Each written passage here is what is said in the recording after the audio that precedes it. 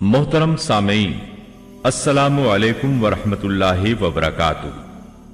किताब सुन्नत की इशाअत के आलमी इदारे दारुस्सलाम की तरफ से आपकी खिदमत में तख्लीक कायनात और तख्लीक आदम अलैहिस्सलाम से लेकर ईसा अलैहिस्सलाम तक तमाम अंबिया और कौमों का तस्करा क़िससुल अंबिया पेश किया जा रहा है। शुरू अल्लाह के नाम से जो बड़ा मेहरबान निहायत रहम वाला है। आइए अब शुरू करते हैं उज़ैर अलैहिस्सलाम का किस्सा। उज़ैर अलैहिस्सलाम अंबियाए किराम की जमात में एक करीम और अजीम नबी थे। अल्लाह ताला ने उन्हें एक बस्ती की तरफ चलने का हुक्म दिया। वहां पहुंचे तो बस्ती वीरान थी, बेआबाद थी। अब ये हैरान हुए कि मुझे यहां किस लिए भेजा गया। ऐसे में ख्याल आया अल्लाह ताला इस मुर्दा बस्ती को कैसे जिंदा फरमाएंगे। ये ख्याल ताज्जुब के तौर पर था। अल्लाह ताला सूरतुल बकरा आयत 259 में फरमाते हैं, या उस शख्स की मानिंद के जिसका गुजर उस बस्ती पर हुआ जो छत के बल औंधी पड़ी हुई थी। वो कहने लगा कि उसकी मौत के बाद अल्लाह ताला उसे कैसे जिंदा करेगा। तो अल्लाह ताला ने उसे भी मौत दे दी 100 साल के लिए। फिर उसे उठाया, पूछा तुझ पर कितनी मुद्दत गुजरी। कहने लगा एक दिन या दिन का कुछ हिस्सा। अल्लाह ताला ने फरमाया तू 100 साल तक ठहरा रहा। फिर अब तू अपने खाने पीने को देख कि ये बिल्कुल खराब नहीं हुआ, और अपने गधे को भी देख, हम तुझे लोगों के लिए एक निशानी बना रहे हैं।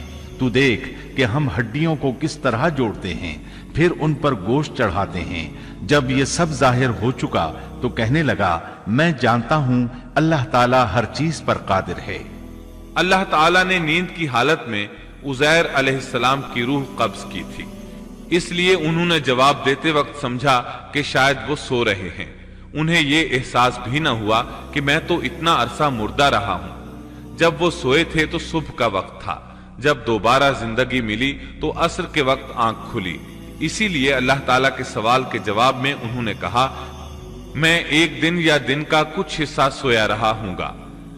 अल्लाह ताला ने फरमाया अपने खाने और गधे को देखो, खाना बहुत जल्द खराब हो जाता है, लेकिन 100 साल गुजरने पर भी खाना बिल्कुल ताजा था, जबकि आपके गधे की हड्डियां बिखरी पड़ी थी। अचानक उनके सामने देखते ही देखते हड्डियां हरकत करने लगी, फिर जुड़ने लगी। गधे का ढांचा तैयार हो गया तो उस पर गोश्त चढ़ने लगा। इस तरह गधा जिंदा हो गया और आवाज देने लगा। ये देखकर उज़ैर अलैहिस्सलाम पुकार उठे, वाकई मेरा परवरदिगार हर चीज पर कादिर है। उनकी इस आरजी मौत के दौरान वो बस्ती आबाद हो चुकी थी। उज़ैर अलैहिस्सलाम ने उनसे पूछा क्या तुम लोग उज़ैर को जानते हो। उन्होंने कहा जी हां, उन्हें फौत हुए 100 साल से जायद अरसा बीत चुका है। तब उज़ैर अलैहिस्सलाम ने उन्हें बताया मैं ही उज़ैर हूं। उन्हें यकीन न आया। वो एक बुढ़िया को ले आए, उसकी उम्र 120 साल थी। उन्होंने उससे उज़ैर अलैहिस्सलाम के बारे में पूछा। उसने उज़ैर अलैहिस्सलाम की 10 निशानियां बयान की। वो सामने खड़े उज़ैर अलैहिस्सलाम को देख रहे थे। तब उन्हें यकीन आया। उज़ैर अलैहिस्सलाम उनके दरमियान क़याम पजीर रहे। आपने उन्हें नए सिरे से तौरात की तालीम दी। वो उसको भूल चुके थे। बस्ती वाले उनसे बहुत मुतासिर हो गए, उनकी ताजीम करने लगे। इस अजीम मोजज़े की वजह से रफ्ता रफ्ता वो उन्हें अल्लाह का बेटा तसव्वुर करने लगे। अल्लाह ताला सूरह तौबा आयत 30 में फरमाते हैं, और यहूदियों ने कहा उज़ैर अल्लाह के बेटे हैं। ये अल्लाह ने उनका एक जुर्म बयान किया है। ये जुर्म उनमें नस्ल दर नस्ल चलता रहा, यहां तक कि इस दौर में भी यहूदी उज़ैर अलैहिस्सलाम को अल्लाह का बेटा मानते हैं। आपका नाम दीवाने मुकद्दस भी रखते हैं और कहते हैं ये मुकद्दस जात की नस्ल से है और माबूद है। यही उनका शिर्क है। अल्लाह उन पर लानत करे। अल्लाह उन्हें इस जुर्म की सजा जरूर देगा। इंसान कितने ही बुलंदबाला मकाम पर पहुंच जाए और अल्लाह ताला के साथ उसे ज्यादा से ज्यादा कुर्ब हासिल हो जाए, तब भी वो अल्लाह का बंदा ही रहता है।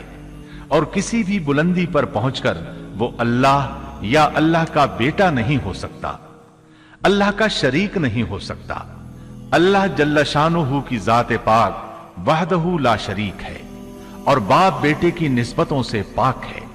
लिहाजा इंसान की सबसे बड़ी गुमराही यह है کہ وہ جب کسی برگزیدہ انسان سے ایسے امور صادر ہوتے دیکھتا ہے جو عقل میں نہیں آتے تو رعب یا عقیدت کی بنا پر پکار اٹھتا ہے کہ یہ ہستی تو خود اللہ ہے جو انسانی شکل میں آئی ہے، یا اس کا بیٹا ہے، یا اللہ تعالی کی شریک ہے۔ وہ یہ نہیں سوچتا کہ بلا شبہ ان واقعات کا جاری ہونا اللہ کی طاقت کے ذریعے ہے جو بطور نشان اس برگزیدہ انسان کے ہاتھوں جاری ہوئے۔ اس کے باوجود یہ نہ اللہ ہے نہ اللہ کا بیٹا، بلکہ اس کا ایک پسندیدہ بندہ ہے، اور یہ امور اللہ تعالیٰ کے خاص قوانین کے تحت صرف اس کی تائید اور اس کی صداقت کے لیے ظاہر ہوتے ہیں، ورنہ وہ بھی اللہ تعالیٰ کے آگے اسی طرح مجبور ہے جس طرح دوسری مخلوق۔ قرآن کریم نے سیدنا عیسیٰ علیہ السلام کی حقیقت سورہ آل عمران کی آیت 59 میں اس طرح بیان کی ہے: اللہ کے نزدیک عیسیٰ علیہ السلام کی مثال آدم علیہ السلام کی سی ہے کہ اللہ نے انہیں مٹی سے پیدا کیا اور حکم دیا کہ ہو جا، اور وہ ہو گئے۔ مطلب یہ کہ اللہ کا بیٹا اگر کسی کو کہا جا سکتا تو آدم علیہ السلام کو کہا جانا چاہیے تھا، لہذا کسی نبی کے بارے میں یہ عقیدہ رکھنا کہ وہ اللہ کا بیٹا ہے بالکل فضول اور باطل ہے۔ اور اسی کے ساتھ عزیر علیہ السلام کا قصہ اپنے اختتام کو پہنچا۔